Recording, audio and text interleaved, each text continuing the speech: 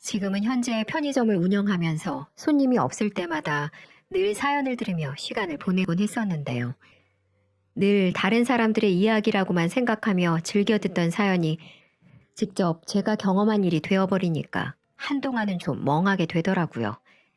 근데 제 사연도 같이 적으면서 여러분들의 위로도 받고 싶고 공감도 얻고 싶어서 그렇게 적어보게 되었습니다. 저는 결혼은 때에 맞게 너무 이르지도 늦지도 않게 적당한 시기에 했어요. 대학교를 졸업하고 나서 딱히 취업에 뜻이 없었던 저는 부모님과 상의 후에 부모님 명의로 되어 있는 건물 1층을 얻어서 편의점을 운영하게 되었죠. 애초에 부모님 건물에서 시작을 한 거라 저는 보증금이나 월세도 내지 않고 수입을 전부 고스란히 제가 가지고 올 수 있어서 다른 친구들보다는 좀 여유롭고 넉넉한 생활을 빨리 할 수 있었답니다.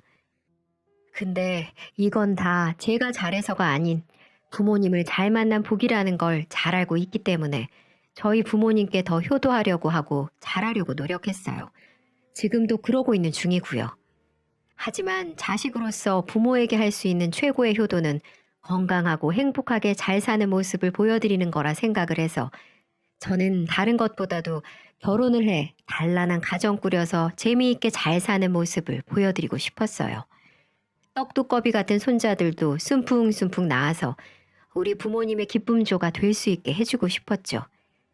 하지만 저의 노력에도 불구하고 저는 부모님 마음을 아프게 해드리는 사건을 하나 치르게 되었습니다. 참 자식으로서 보여드리고 싶지 않은 모습이었는데 지금도 그때만 생각을 하면 마음이 찌르르 거릴 만큼 저에게는 큰 사건이었어요. 그 이야기의 주인공은 바로 시댁인데요. 저는 남편을 당시 제 친구의 남자친구를 통해서 소개를 받아서 만나게 되었습니다. 1년 반 정도 연애를 하다가 결혼을 했는데 그 당시 남편은 막 대학교를 졸업하고 나서 취업을 준비하던 시기였고 2년째 대기업을 도전하고 있다가 떨어져서 많이 힘들어하던 시기였죠. 그래도 열심히 사는 사람이었어요. 그 바쁘고 힘든 와중에도 아르바이트를 하며 본인 용돈도 벌어가면서 밤 늦게까지 취업 준비를 하는 노력남이었거든요. 저도 그 성실함과 노력하는 모습에 반해서 현실이 안정적이지 않은 사람인데도 불구하고 만나왔던 거였습니다. 그러다 결국 그는 저와 연애를 하던 도중 취업에 성공하게 되었고 그 뒤로 저희는 곧바로 결혼을 하게 되었어요. 늘 남편은 저에게 취업만 되면 바로 결혼하자는 소리를 달고 살았기 때문에 저희 둘에게 결혼은 당연한 수순이었죠.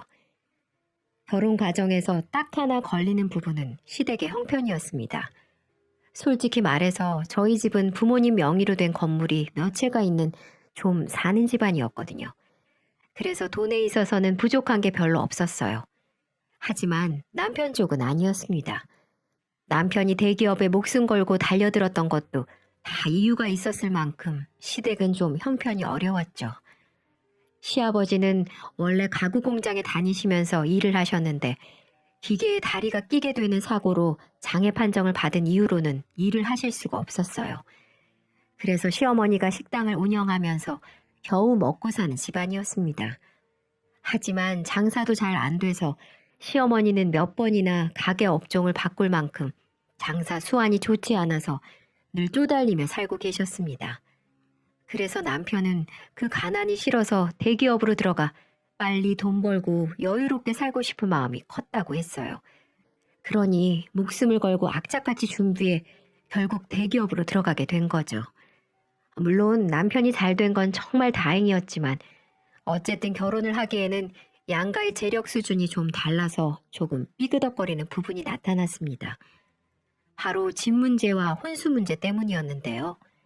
그 문제를 저희도 생각하지 않은 건 아니었는데 그게 상견례 자리에서부터 터질 줄은 아무도 예상하지 못했어요.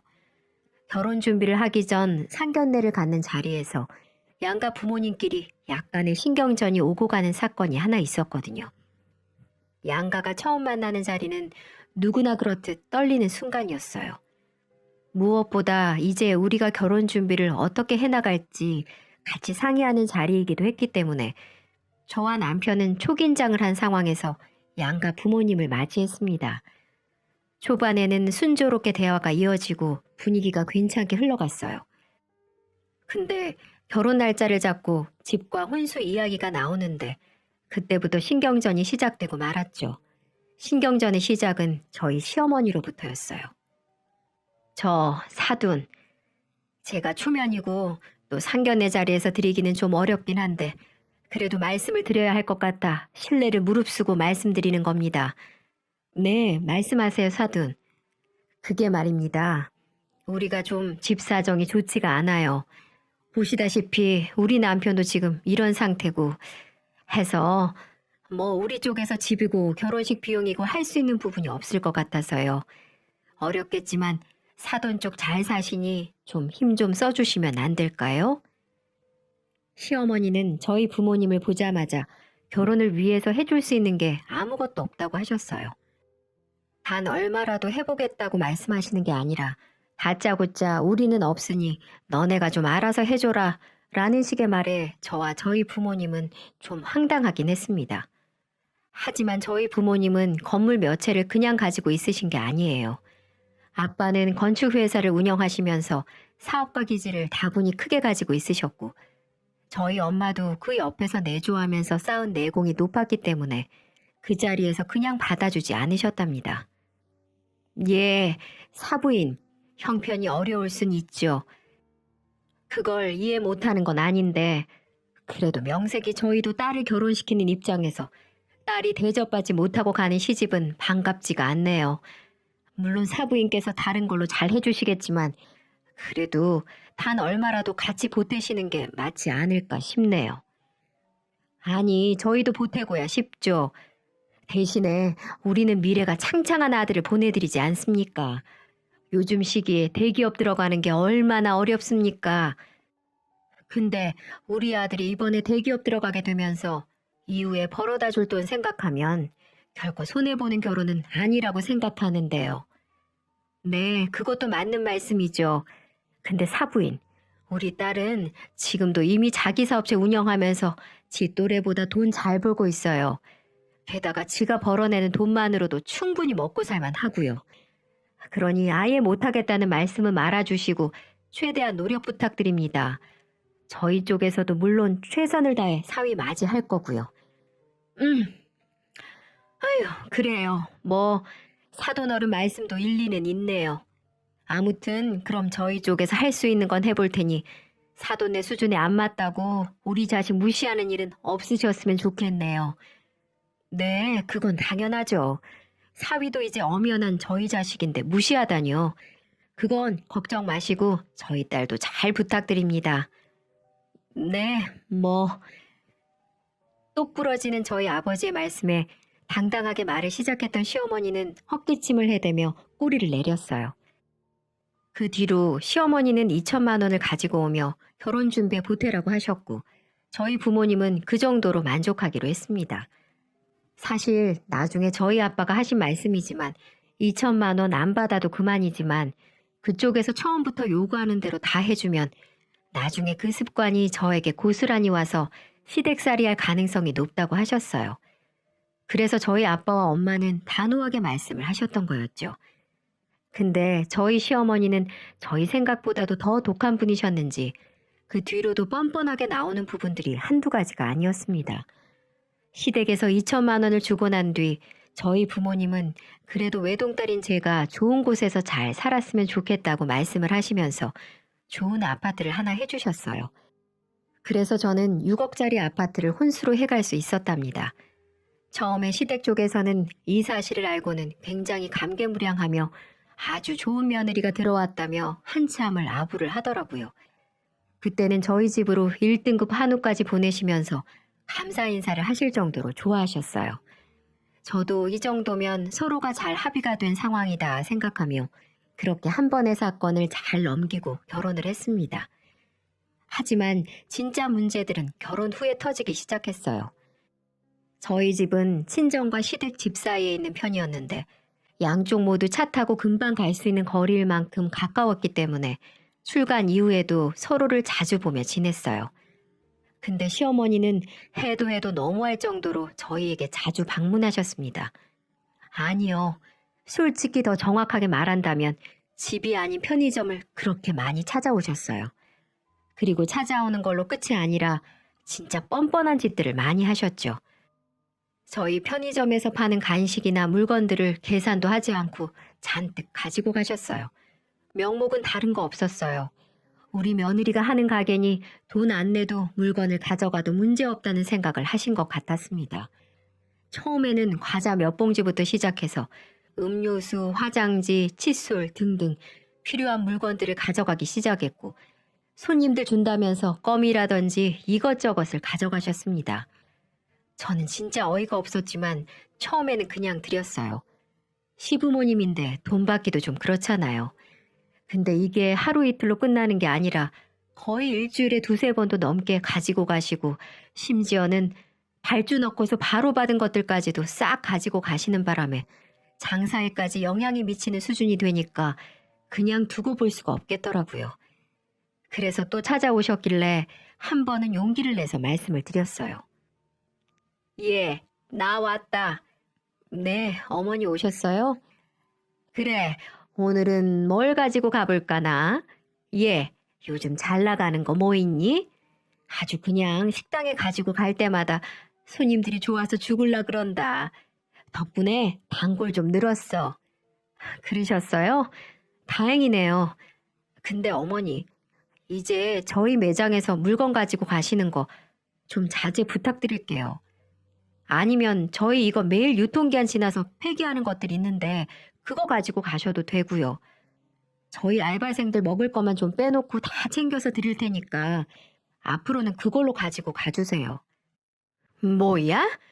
아니 너 지금 이 시애미를 거지 취급하는 거냐? 나보고 지금 못 먹는 거 다 가지고 가서 처리하라는 거야? 뭐야? 왜? 이깟 거 몇 푼짜리 주는 게 그렇게 아깝든? 아까운 게 아니라요, 어머니.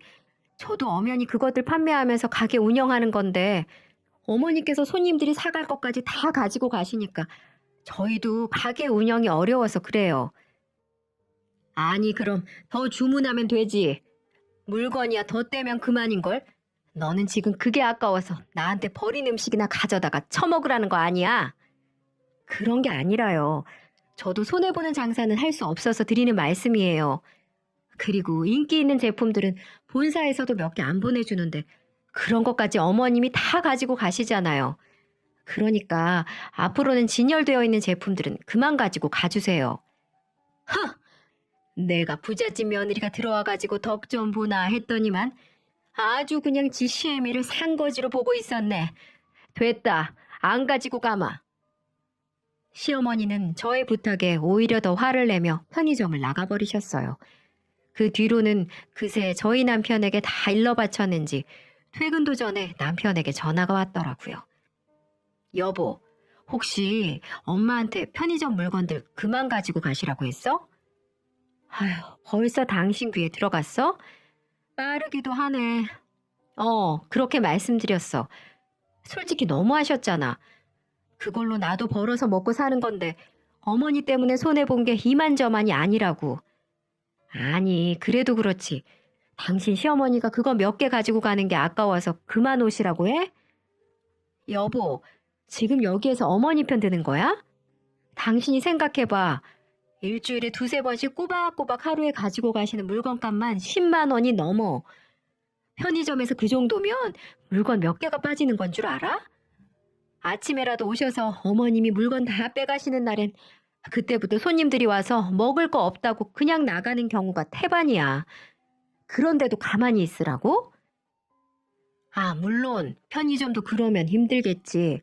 그럼 당신이 미리 좀 덜 팔리는 거 빼서 드리던가 하지. 참. 덜 팔리고 잘 팔리고가 어딨어. 원래부터가 다 팔아야 하는 물건들인데. 당신은 진짜 누구 편이니? 미안해. 알았어. 뭐 그렇다고 나한테까지 성질을 부려. 중간에서 난처한 건 나란 말이야. 일단 알았어. 이따 퇴근해서 봐. 저는 시어머니 편을 드는 남편에게 대답도 하지 않은 채 끊어버렸어요. 남편도 중간에서 난처하겠죠. 하지만 이건 누가 봐도 제가 억울한 상황이었습니다. 그 뒤로 집에 가서도 남편은 시어머니에게 다시 말씀을 잘 드려보라고 했지만 저는 싫다고 했어요. 이건 제 편의점 수익에 큰 영향을 주는 부분이었기 때문에 타협할 이유가 없었거든요. 그 뒤로도 남편은 저에게 서운했는지 한동안 저희 부부도 서먹하게 지냈어요. 그게 뭐라고 이렇게 부부 사이에 냉정까지 해야 하는 건지 저는 정말 이해가 안 되더라고요. 당연히 남편은 제 편을 들어줘야 하는 거 아닌가요? 시어머니한테 제가 못하는 것도 아니었어요. 생신 때 되면 비싸고 좋은 선물도 해드리고 시간 나면 틈틈이 여행도 보내드리고 용돈도 자주 드렸었거든요. 그 뒤로 시어머니도 저에게 서운해하셔서 한동안 찾아오지 않으셨었는데 그래도 제가 또 며느리다 보니 언제까지고 시어머니가 삐져있는 상태로 둘 수는 없잖아요. 그래서 먼저 풀기 위해 저번에 시어머니와 같이 백화점으로 쇼핑 갔을 때 예쁘다고 하셨던 가디건이 하나 있어서 예쁘게 포장까지 해서 사들고 갔습니다. 시어머니는 처음에는 탐탁지 않아 했지만 제가 곧바로 손에 선물을 쥐어드리니 언제 삐져 있었냐는 듯 다시 살갑게 말씀을 하시던 거 있죠. 지금 생각해도 어이가 없네요. 그만큼 저희 어머니는 욕심이 대단한 분이셨어요. 아이고, 내가 우리 부자 며느리 본 덕에 이런 명품 스카프도 받아보고 말이야. 성공했다, 성공했어. 아유, 색깔 고운 것 좀 봐라. 며느라, 나중에는 좋은 명품 백도 부탁한다. 아유, 네, 어머니. 나중에 돈 더 많이 벌면 명품 가방도 꼭 사다 드릴게요. 그래, 그래. 예쁜 내 며느리. 스카프 하나에 버르장머리 없는 못된 며느리에서 예쁜 내 며느리로 바뀐 저의 위치가 참 우습기도 했지만 어쨌든 그날로 서운한 건 다 풀어진 것 같아 다행이라고 생각을 했습니다. 하지만 저희 시어머니의 욕심은 거기에서 끝이 아니었어요. 나중에는 더 황당한 소리로 저를 열받게 하더군요. 시어머니는 그 뒤로 편의점에 다시 오시긴 하셨지만 예전만큼 물건들을 막 가지고 가진 않으셨어요. 폐기된 물건들을 주로 가지고 가시고 몇 가지만 본인이 먹고 싶은 것들을 가져가시는 수준에서 그쳤죠. 저는 그것만으로도 장족의 발전이라 생각하며 그냥 지내고 있었습니다. 그렇게 나름 평화롭게 잘 지내고 있던 중에 시어머니가 이번에는 우리 부부가 다 있을 때 저희 집으로 찾아오셨어요. 집으로 찾아오신 건 오랜만이었기 때문에 저는 이것저것 음식을 잘 차려서 대접을 했습니다. 근데 식탁 위에서 어머니의 이야기를 듣는 순간 식탁 위에 있는 음식들을 다 엎어버리고 싶은 일이 생기고 말았어요. 예, 있자니 며느라. 나도 너처럼 편의점을 하나 해보면 어떨까 싶어. 아니, 내가 너 하는 거 보니까 편의점 운영이 그렇게 어려운 것 같지 않아서 말이야. 지금 식당이 몇 달째 적자가 나서 아주 힘들어 죽겠다. 이참에 다시 편의점으로 개업해서 새 출발해볼까 해. 그래요, 어머니? 근데 이것도 초기 비용이 만만치가 않아요. 저야 아빠 건물로 들어간 거라 비용이 그렇게 많이 들진 않았지만 본사에 지불해야 하는 것도 크고 공사 비용부터가 만만치 않으실 거예요. 그래서 좀 알아봤는데 역시 우리 식당만 처분하기에는 역부족이겠더라고. 내가 얼추 보니 우리 집을 팔면 금액이 좀 맞을 것 같아. 원래는 너네 결혼할 때 내가 무리해서 대출만 안 받았어도 더 자금을 땡길 수 있었는데 너네 결혼시키느라 내가 힘들었잖니. 시어머니는 거기에서 결혼식 때 2천만 원 해준 것으로 호들갑을 떨며 말씀을 하시더군요. 근데 시어머니 그 뒤의 말과 거기에 답변하는 남편의 말이 더 가관이었어요. 그래서 말인데 우리 집 처분하고 그 돈 보태서 편의점 낸 다음에 나랑 네 시아버지는 이 집으로 들어와 합가하려고 한다. 어떠냐? 그래? 그럼 당연히 우리 집으로 모셔야지 엄마. 걱정 말고 들어와요. 방도 남는데 뭐. 좋네. 나도 엄마 아빠랑 살고. 어머, 정말? 그래도 돼? 저와 어떠한 상의도 없이 갑작스럽게 시모에게 집으로 들어오라는 남편의 말을 듣고 저는 입에 있던 음식들을 그대로 다 내뿜을 뻔했어요. 게다가 거기에 좋아가지고 맞장구를 치는 시어머니를 보니 기가 차더라고요. 그래서 저는 빨리 수습을 하기 위해 말을 꺼냈습니다. 저기 어머니, 합가는 좀 무리일 것 같아요. 이가 지금 어머님을 어떻게든 도와드리고 싶어서 급하게 대답을 한 것 같은데, 일단 저희 집이 그만큼 집이 넓지가 않잖아요. 작은 방 하나 있는 것도 좁아서 생활하는데 많이 불편하실 거예요. 게다가 어머니 편의점 하시는 것도 생각을 잘 하셔야 돼요. 제가 그냥 운영하는 것 같아 보여도 편의점이 신경 쓸 게 한두 가지가 아니거든요. 이거 물건 관리 제대로 못하면 바로 벌금 물고 자칫하면 운영정지 먹고서 편의점 문 닫아야 될 수도 있어요. 저는 거의 랩을 하듯 속사포로 말을 뱉어냈어요. 진짜 숨도 안 쉬고 말이에요. 그랬더니 저희 어머님은 또 거기에서 열을 내시더라고요. 야, 이게 또 나를 무시하네. 너도 하는 걸 내가 못할 거라고 생각하는 거야, 지금? 편의점 운영이 뭔데? 그게 도대체 뭐라고 훈수를 둬? 그리고 지금 우리가 여기 들어오는 게 못마땅한 거냐? 어? 어머니, 왜 또 말씀을 그렇게 하세요? 어머니께 훈수 두는 게 아니라 현실적으로 조언해 드리는 거고요. 저희 집으로 들어오시면 불편한 게 당연한 거잖아요. 저도 아무런 마음의 준비도 없이 시부모님 모시는 거 솔직히 불편하고요. 저는 이번에도 다짜고짜 화를 내는 시어머니에게 제 속마음을 그대로 전달해 버렸어요. 솔직히 시부모님하고 같이 사는 게 불편한 건 사실이었거든요. 근데 진짜 어이없는 건 여기에서도 제 편을 들어야 할 남편 놈이 이번에도 시어머니 편을 들었다는 겁니다. 이 여자가 야, 이 건방진 년아. 너 자꾸 시어머니한테 말본새 그따위로 할래? 시어머니가 새 출발하고 싶다고 어렵게 말씀하시는데 거기에 도와드리지는 못할 망정 우리 부모님 모시는 게 불편해? 이 남편 놈은 심지어 욕까지 섞어가며 시어머니가 있는 앞에서 저에게 면박을 주더군요.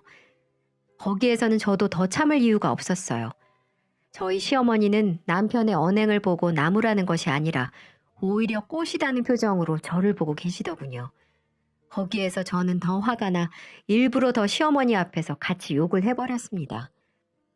이 거지 같은 놈이 어디다 대고 욕이야? 그럼 너는 우리 부모님 모실 수 있어? 지는 우리 친정집에 찾아가는 것도 싫어하면서. 그리고 너는 우리 부모님 도와줘 봤어? 까놓고 말해서 너 따위가 우리 부모님 도울 것도 없겠지만 하다못해 너 우리 부모님 생신이나 기념일에 뭐 제대로 챙겨보기나 했어?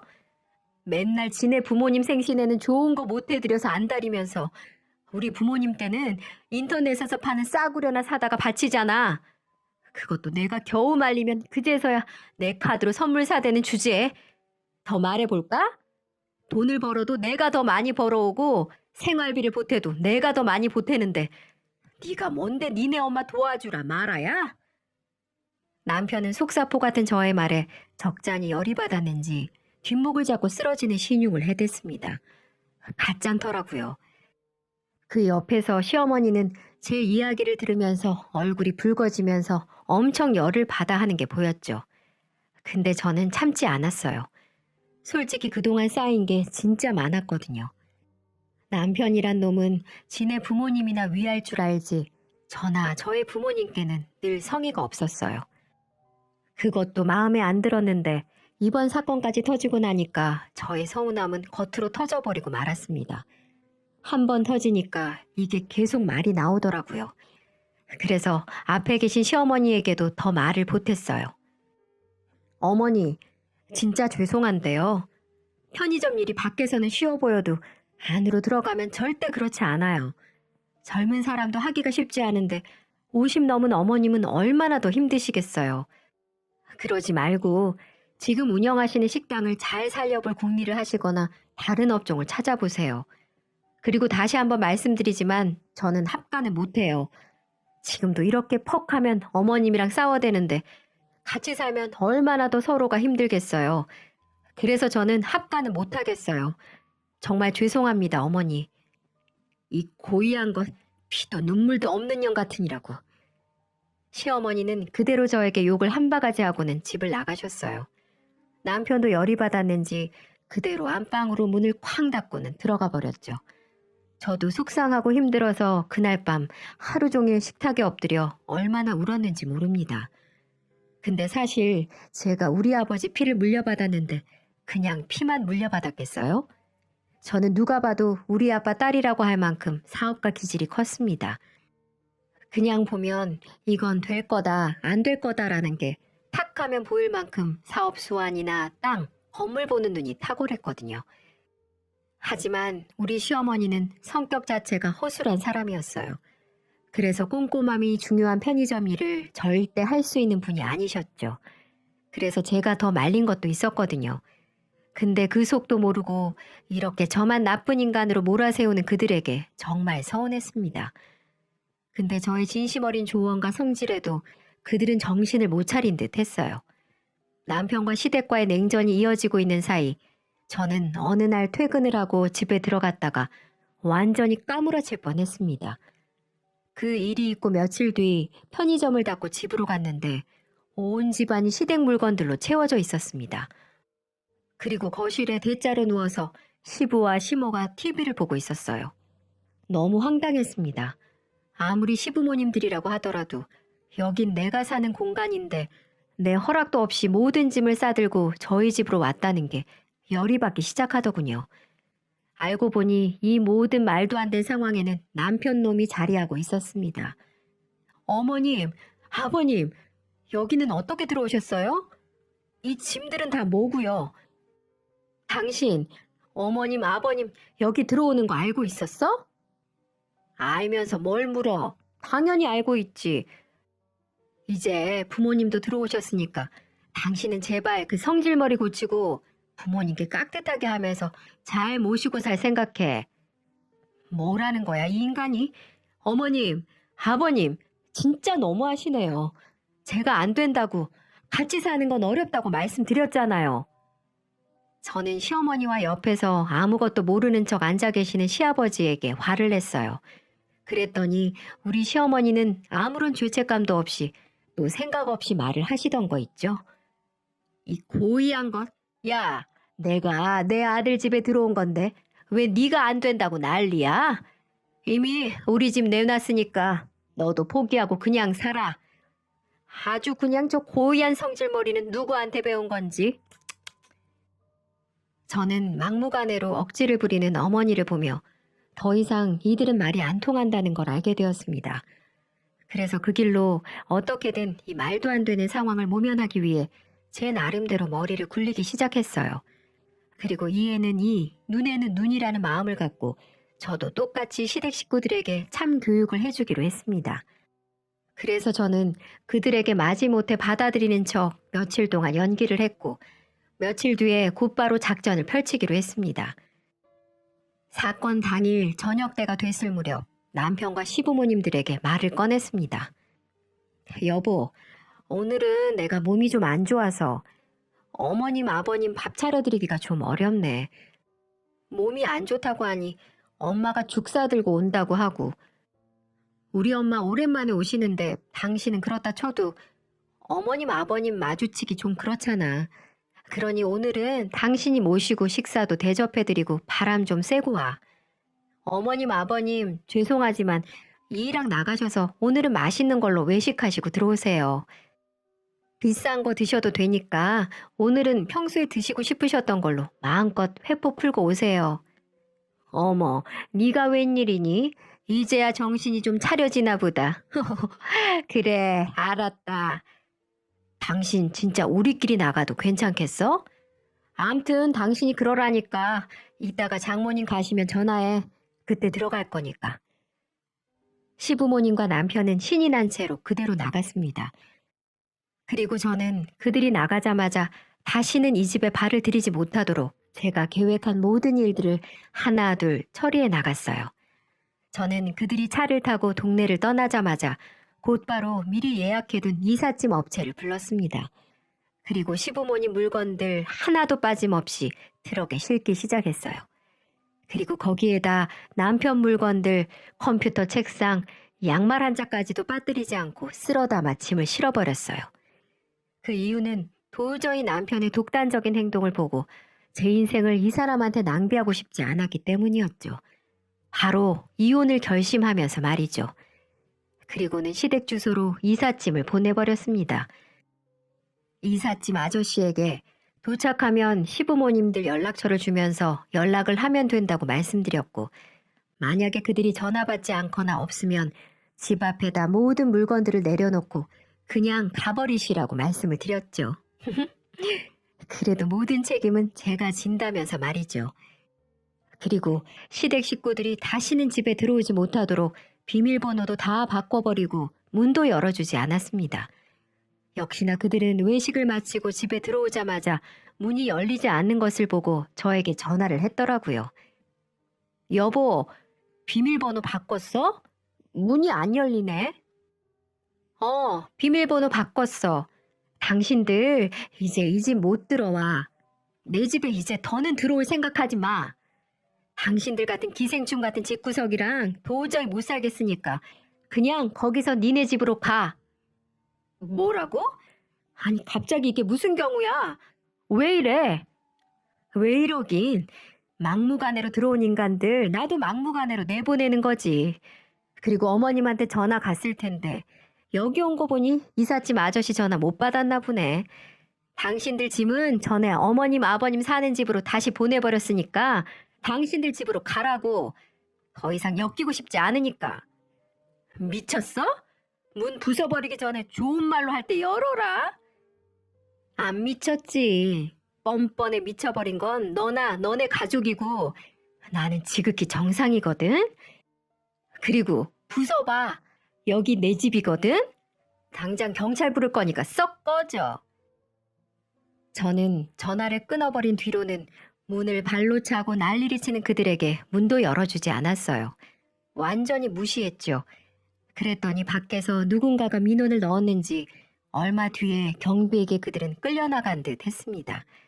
그렇게 저는 제 허락 없이 기생충처럼 붙어버리려는 거머리 같은 시댁 식구들에게 참교육을 시켜주었습니다. 그들을 보내고 얼마나 속이 시원했는지 몰라요. 하지만 그 뒤로 조용할 줄 알았더니 역시나 그들은 그냥 끝날 인간들이 아니었습니다. 저는 남편에게 이혼 서류를 보냈는데 남편 쪽에서 재산 분할을 신청했더라고요. 결혼할 때 2천만 원을 보탰다는 게 이유였습니다.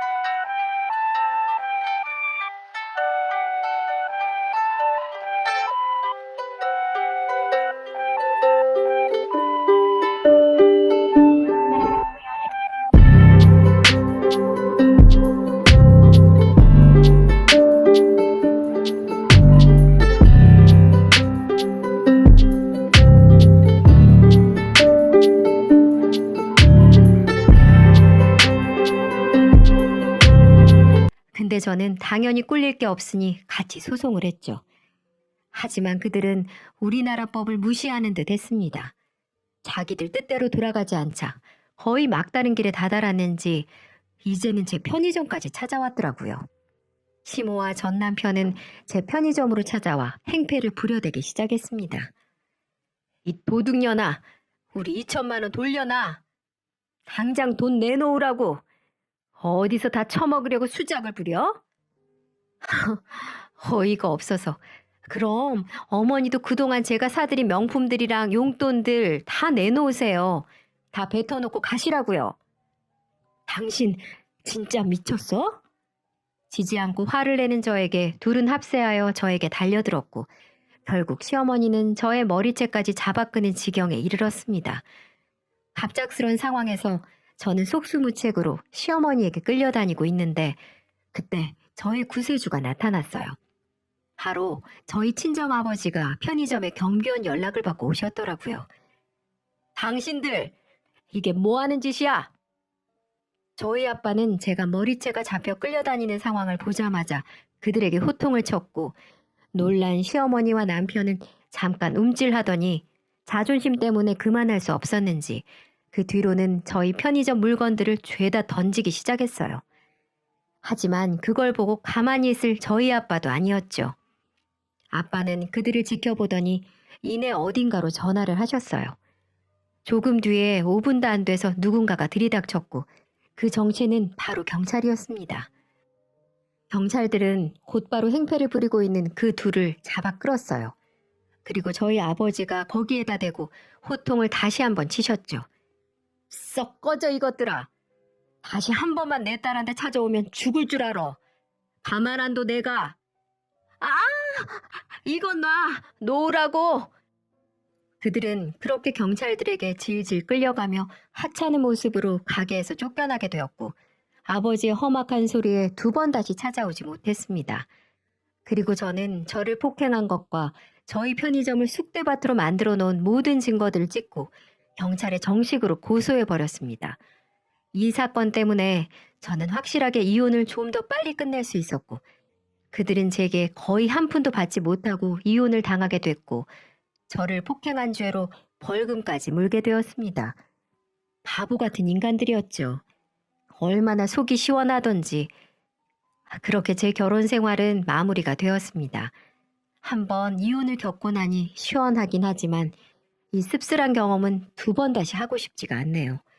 지긋지긋한 그들도 다시는 보고 싶지 않고요. 한 번은 그 시어머니라는 사람이 낯짝 두껍게 또 제 편의점에 찾아왔더군요. 하지만 제게 욕을 하고 난동을 피웠던 시어머니 모습이 아닌 아주 온순하고 착한 사람으로 다가왔어요. 그 모습을 보니 의아하더군요. 하지만 제게 왜 그러는지 곧장 알 수 있었답니다. 얘야, 내가 미안하다. 잘못했어. 내가 나이 처먹고 욕심이 과했다. 우리 아들 좀 살려줄 수 없겠니? 살려주다뇨? 이미 그쪽 아들이랑 이혼했는데 제가 왜 살려요? 그 말 하실 거면 어서 나가세요. 지금 너랑 이혼하고 회사도 안 나가고 아주 폐인으로 살고 있다. 나랑 얘기도 안 하려고 그래. 이혼한 게 모두 나 때문이라며 매일 술 먹고 집에서 물건들 부수고 이제 나한테 욕까지 해. 내가 못 살겠다. 사는 게 너무 힘들어. 지금 우리 아들 잡아줄 사람은 너뿐이야. 그러니 마음 좀 돌려주면 안 되겠니? 왜요? 이제 저한테 했던 행동들이 당신 아들은 후회가 되나 보죠? 그러니 있을 때 잘해야죠. 이미 기차 떠났는데 후회하면 뭐해요? 당장 나가세요. 얘야, 제발. 아, 나 진짜 사람 말길 못 알아듣네. 당장 꺼지시라고요. 이렇게 말하고는 전 반강제적으로 가게에서 쫓아내버렸습니다. 비굴하게 제게 고개를 조아린 모습을 보고 참 인생이라는 게 어떻게 될지 모른다는 말이 실감이 났습니다. 그 집 며느리로 들어가 최대한 도와주며 잘 살아보려 했지만 욕심이 지나친 그들을 보면서 다시 한번 인생에 대해 생각하게 되는 계기가 되었네요. 그래서 저는 오히려 지금 상황에 감사하며 비 온 뒤에 땅이 굳는 경험이었다 생각하면서 씩씩하게 지내고 있습니다. 비록 이혼녀라는 꼬리표를 달고 살고 있지만 그들 그림자에서 벗어나니 숨을 마음껏 쉴 수 있어서 얼마나 좋은지 몰라요. 그래서 지금은 계속 편의점을 운영하며 되도록 뜻깊고 알차게 인생을 살아보려고 노력하고 있답니다. 제 사연은 여기까지입니다. 이걸 보시는 여러분에게도 때로는 인생에서 비가 오고 눈이 내리고 센 강풍이 불 때가 있을 텐데요. 그래도 그 뒤에 찾아오는 시원함과 멋진 설경, 정화된 공기를 만끽할 수 있는 인생이 되시길 응원할게요. 제 사연 들어주셔서 감사합니다.